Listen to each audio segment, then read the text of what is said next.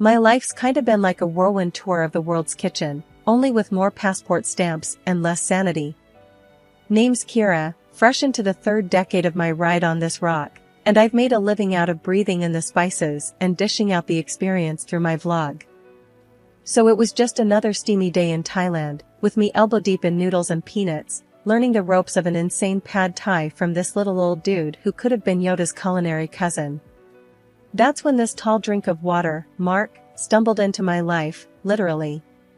He tripped over a foldable chair trying to get a better look at the pan and nearly ended our romance before it started by nearly sending me headfirst into my own sizzle. Whoa, sorry about that, he chuckled, hauling the chair out of the disaster zone. Just trying to see how the magic happens. You could say it's all in the wrist action, I said, giving the noodles a flamboyant toss. Careful there, wouldn't want to add roadkill tourist to today's menu. Mark laughed, all easy charm and crinkly-eyed smiles. Mark, he said, extending a hand once he was sure it was safe. Kira, the noodle whisperer, I replied, giving his hand a quick shake before diving back into my culinary ballet. And there it was. We clicked quicker than a camera shutter. He was from the States, here to escape the office walls and spreadsheets, which, to me, sounded like a jailbreak from Adulting 101.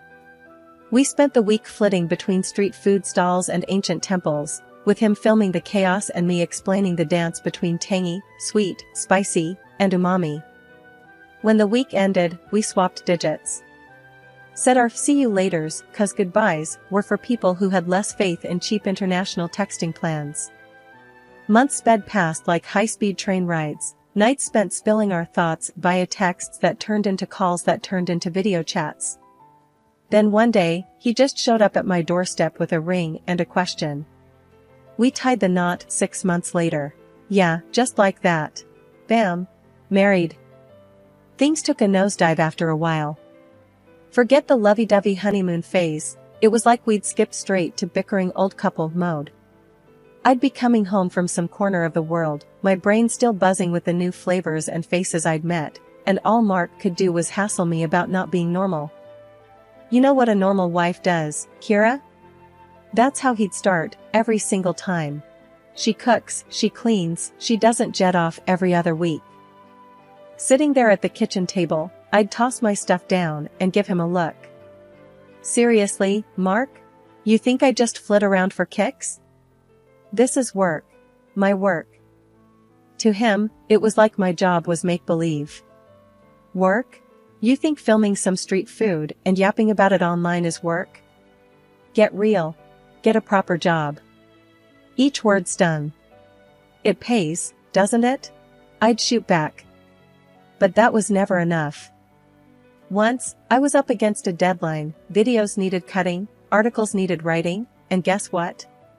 Mark barged into the office and dropped a bomb. The house is a mess, Kira. When you gonna clean up? I couldn't believe my ears. You've got hands, Mark. Use 'em. Defying him only cranked his gears worse. What, and let you loaf around editing videos all day? Is that what you call pulling your weight? Freeloader. That's what he called me. In our own home. I'm out there busting my tail to bring home the bacon, I told him, standing my ground. And this freeloader you're talking to just paid off the last of your student loans with her hobby. But it was like talking to a brick wall. All he saw was a wife who wasn't fitting his mold, who wasn't, I don't know, June Cleaver or somebody. And the worst part? Instead of getting it through his thick skull that we were partners in this, he doubled down. Why don't you make something of yourself, huh? He'd sneer. Get a job with a desk, something steady. I am making something of myself. I shouted, slammed my laptop shut so hard I'm surprised it didn't break. You think it's not a real job because I'm not miserable like you? Normal was his favorite word. Bite to eat, 9 to 5, white picket fence, the whole boring shebang. Drove me nuts. But as for me, I wasn't about to let go of my passport or my dreams, no matter what he thought a wife should be. Beatrice, Mark's mom and my mother-in-law, was the kind of person whose idea of a surprise visit was her showing up in your living room ranting about something you did or didn't do. Living just a couple of streets away, she considered our house part of her daily walking route, which basically meant she'd drop by whenever she felt like it. So there I was one Tuesday, laptop open, trying to get some work done on my latest travel vlog. You could almost set your watch by Beatrice. Sure enough, like clockwork, the front door swings open, it's never locked for Beatrice, and there she was. "Working on your little videos again, huh?" Her voice dripped with disdain. She didn't even say hello. I sighed, trying not to look as interrupted as I felt. "Hey, Beatrice. Yeah, gotta keep on top of it." She tossed her oversized purse onto the couch and made herself comfortable.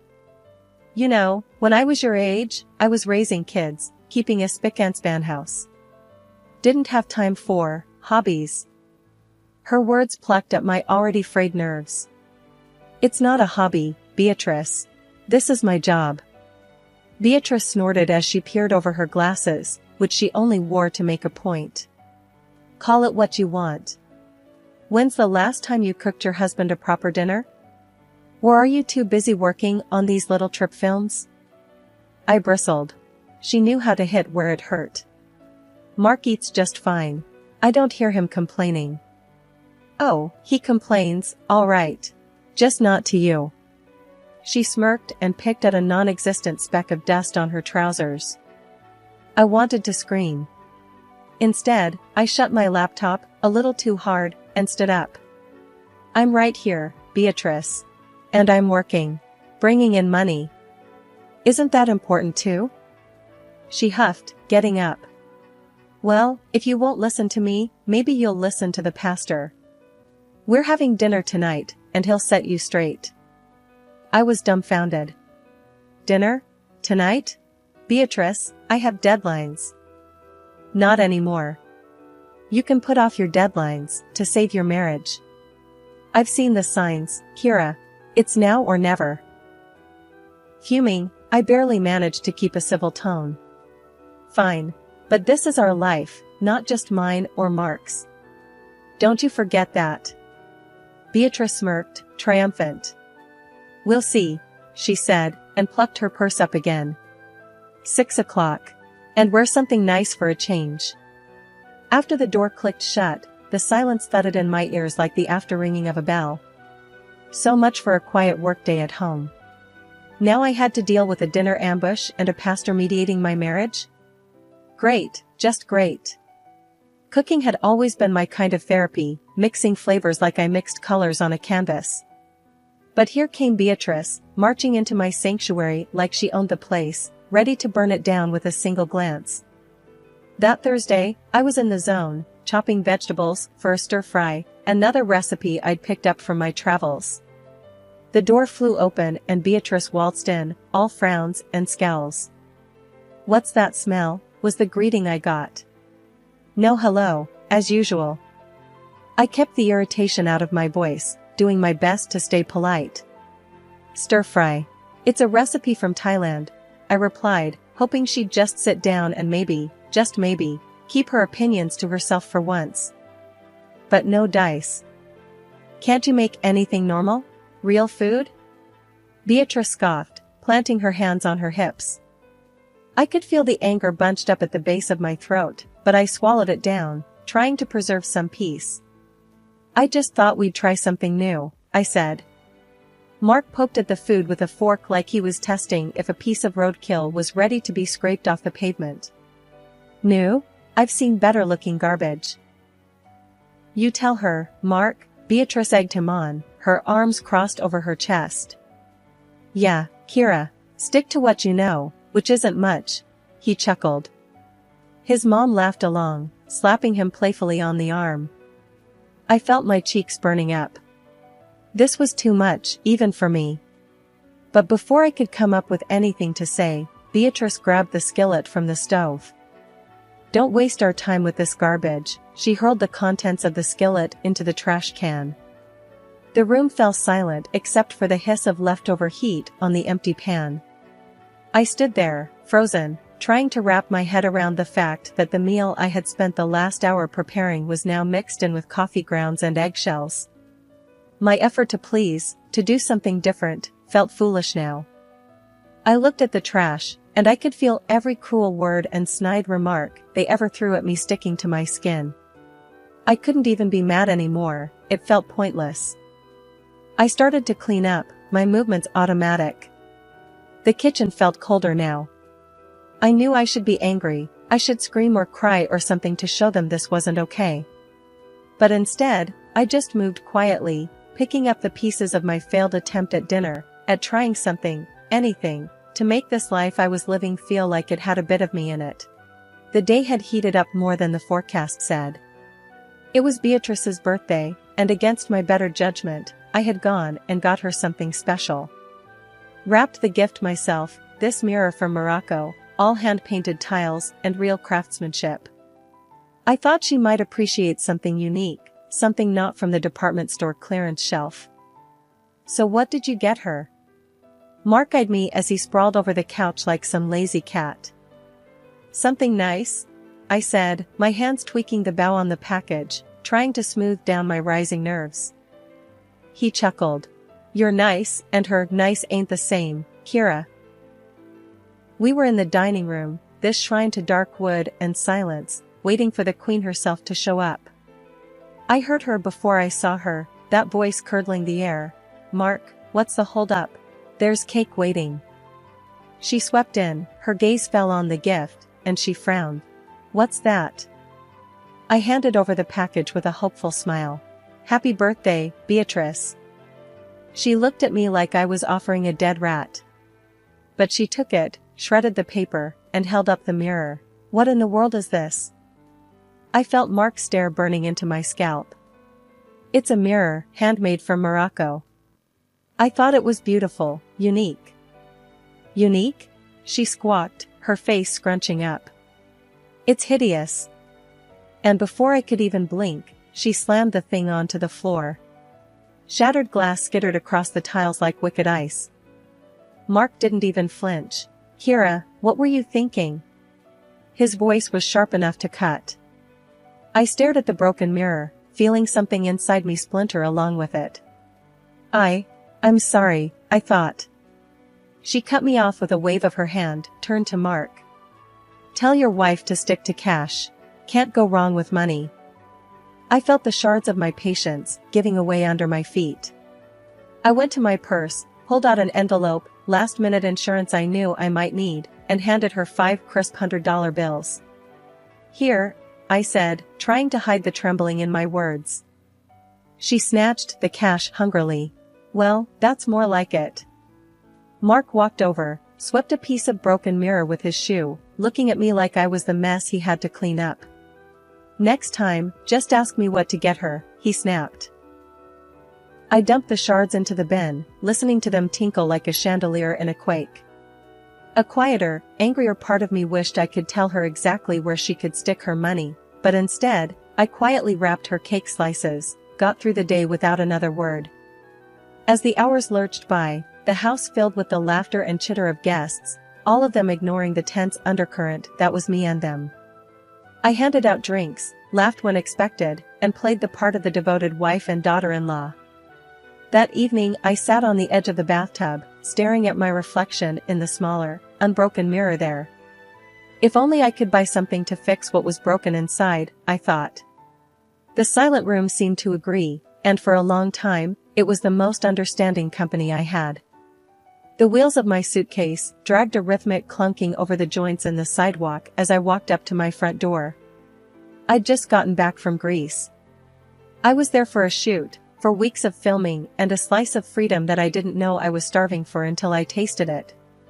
My keys seemed to jangle extra loud as I fitted them into the lock and swung the door open. What hit me wasn't the smell of the house or the stack of unopened mail. It was Beatrice, planted in the middle of the living room, bags piled at her feet like she'd just claimed a spot on the subway. I'm moving in, she declared, her voice broking no argument. I felt my exhaustion evaporate into a tight ball of anxiety in my chest. What? Why? She eyed me like I was being thick on purpose. Rent's killing me, and since you're never around, it makes sense. I'll take the guest room. This was the worst kind of surprise, the kind that didn't bring any joy, just a heavy weight. I looked to Mark, seeking an ally, but his face was set in stone. Yeah, Kira, why the hell not? Makes sense to me, Mark said. I heard in his voice the finality of a door slamming shut. But, Mark, He cut me off with a sharp wave of his hand. Don't start.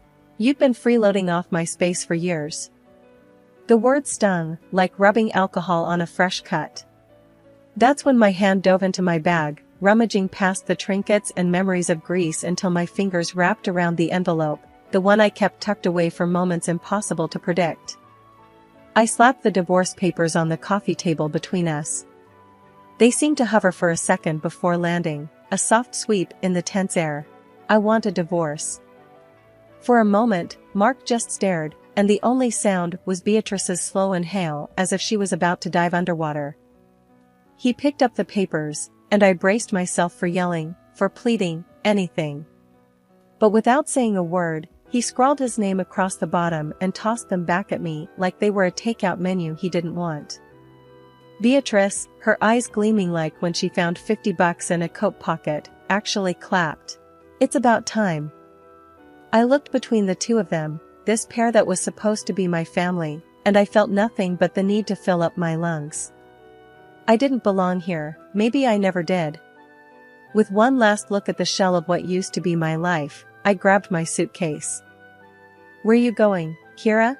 Mark's voice was a dull blade, not cutting enough to hurt anymore. Anywhere but here. My voice came out steadier than I felt. There were no goodbyes, just the click of the door behind me, a soft punctuation mark on the end of a very long, very tiring sentence. It's strange how life can do a 180 when you're least expecting it. A few months since the divorce and life settled into a new kind of normal. My apartment might have been smaller than the house, but it was mine. I was in the middle of a tea brewing ritual that had become my new little evening piece when there was a knock at the door. I opened the door, and there they were, Mark and Beatrice. Like they'd just been out for a walk and decided to stop by.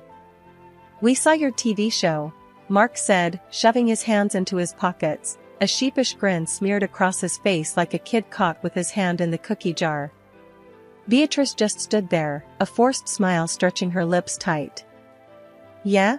I said, nursing my mug, not stepping aside to let them in. You watching TV together now? You're doing well, huh? Beatrice chimed in, peering over Mark's shoulder to get a look inside the apartment. I leaned against the door frame, taking a slow sip, feeling the heat of the tea and the situation. I suppose, I replied, the edge of a laugh bubbling beneath the surface. It wasn't just small talk they were after, I could smell it. These two never came without an agenda. Beatrice looked desperate, fidgeting with her purse strap, and Mark looked like he was about to try selling me a used car that was 2 steps away from the junkyard. They tried to butter me up with compliments, nodding at my tiny living room as if it was a palace, but I wasn't biting. Their tune changed rapidly when the buttering didn't work. Look, Kira. Mark's gaze darted around, avoiding mine. Things ain't been so great since you left. Financially, I mean.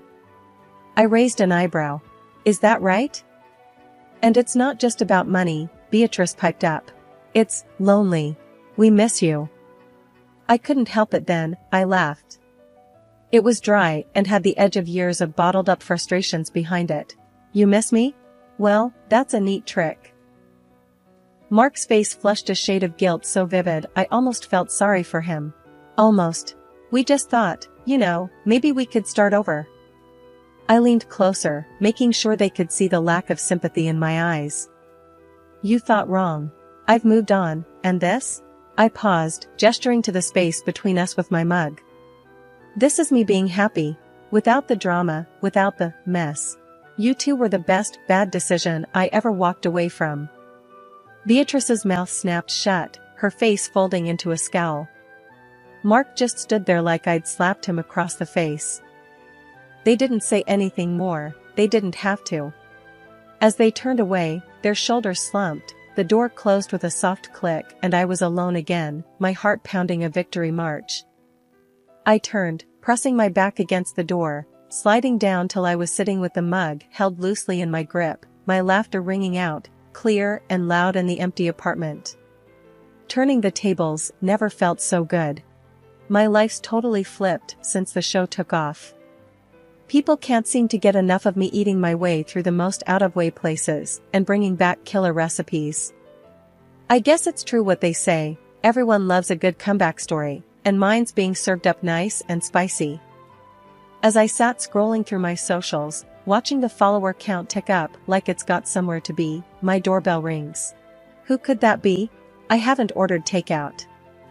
Lo and behold, there they were again, Mark dragging his feet and Beatrice trying to straighten out her scowl like she's walking into church. Kira, you gotta listen. Mark gets down on his knees right in my hallway like he's about to propose again, which is funny in a sad sort of way. I'll do anything. I'll even clean the house, cook your meals. I crossed my arms, trying not to let my smirk show. Really? You cooking? That'd be the day. And Beatrice, oh, she's got this look like she just ate something sour. Kira, the show's great and all, but family's family. I let out a little chuckle. Oh, I know about family all right. And mine just got a whole lot bigger, a couple million online. They blinked at me, not quite getting it, so I spelled it out. My followers, Mark. They're my family now. And they seem to appreciate me a whole lot more. Beatrice piped up again, with her hands fidgeting like she's trying to pull words out of the air. Kira, we just didn't realize. I cut her off with a little wave of my hand. Save it. I've heard enough. Did I ever tell you about that mirror from Morocco, Beatrice, the one I gave you for your birthday? They both looked at me, puzzled, like two kids who can't remember if they fed the dog. You broke it, threw it on the floor, I reminded her. Beatrice's face fell. Oh, that old thing? I nodded, casual-like. Worth thousands, that old thing. But you wouldn't know value if it bit you in the butt. I swear, you could almost see the cogs turning in their heads as they put two and two together, finally understanding the score.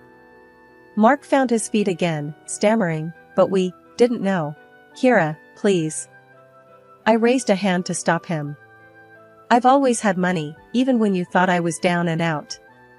And now, my little TV venture's making sure I've got more than I know what to do with. Mark looked like he was about to pass out, and Beatrice, she was muttering under her breath, something about not knowing. I walked to the door, opened it wide, and stood there. Here's how it's going to be. You two will turn around, walk out of my life, and never come back. I don't need your drama. I've got my own show for that. They didn't move, just stood there gobsmacked. So, I made it real simple for them. Out. Now. And don't bother me again. I got recipes to try and places to see, and none of them include you. Shutting the door behind them, I felt the weight of the world lift off my shoulders. I went back to my kitchen, to my little empire of spices and sauces. To the future I was cooking up one dish at a time. I wasn't really mad, just done. Done with their begging, done with their games, done with anything that didn't smell like success. Or my next big meal. It felt good. No, it felt great. I glanced at my phone again, another 100 followers since I last checked. Yeah, I think I'll be alright. No need to look back when the future's this flavorful.